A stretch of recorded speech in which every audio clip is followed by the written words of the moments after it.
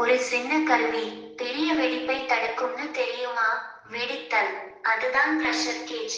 முன்னாடி அழுத்தம் அளவீடு பண்ண திரவ மானோமீட்டர் யூஸ் பண்றாங்க.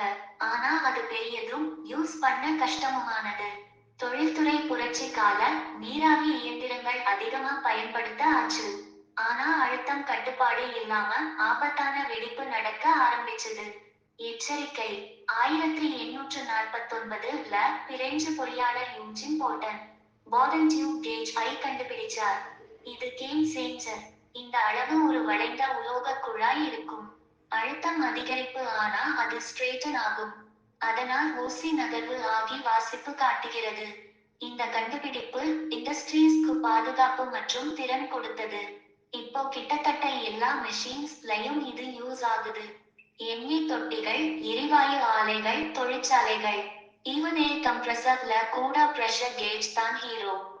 சின்ன சாதனம், பெரிய பாதுகாப்பு. ஐரோப்பா, ஆப்பிரிக்கா. இன்னும் இப்படிப்பட்ட உண்மைகள் வேணும்னா ஃபாலோ பண்ணுங்க.